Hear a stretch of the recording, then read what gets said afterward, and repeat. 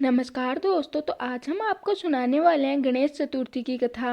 एक बार महादेव जी पार्वती सहित नर्मदा के तट पर गए थे।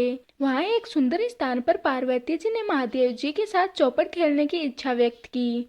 तब शिव जी ने कहा, लेकिन हमारी हार जीत का साक्षी कौन होगा।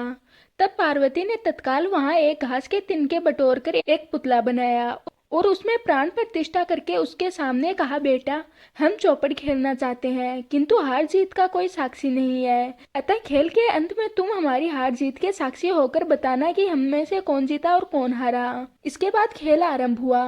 देवयोग से तीनों बार पार्वती जी ही जीती और जब अंत में बालक से हार जीत का निर्णय करवाया गया तो उसने महादेव जी को विजय बताया, जिस कारण पार्वती जी ने क्रोध में आकर उसे एक पांव से लंगड़ा होने और कीचड़ में पड़ा रहकर दुख भोगने का श्राप दे दिया।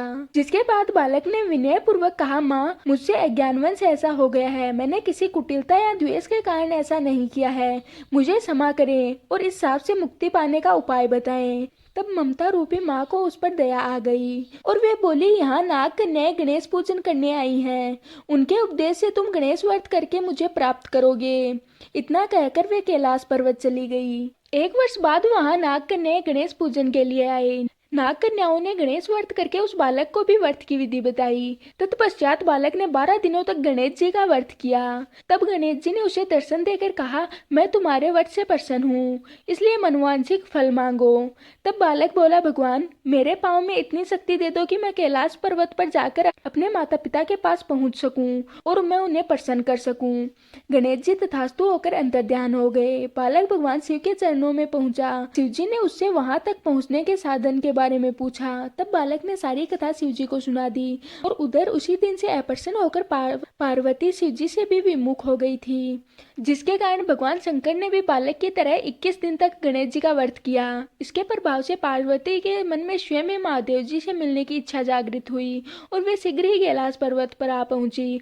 वहां पहुंचकर पार्वती जी ने शिव जी से पूछा, भगवान, आपने ऐसा कौन सा उपाय किया जिसके फलस्वरूप मैं आपके पास भागी भागी आ गई। शिव जी ने गणेश व्रत का इतिहास उनसे कह दिया। तब पार्वती जी ने अपने पुत्र कार्तिकेय से मिलने की इच्छा से 21 दिन पर्याप्त 21 की संख्या में दुर्वा पुष्प और लड्डुओं से गणेश जी का पूजन किया और 21वें दिन कार्तिकेय स्वयं ही पार्वती से मिलने आ गए।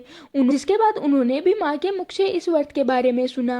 जिसके बाद कार्तिकेय ने इसी व्रत के बारे में विश्वामित्र जी को बताया। विश्वामित्र जी ने व्रत करके गणेश जी के जन्म से मुक्त होकर ब्रह्म ऋषि होने का वर मांगा।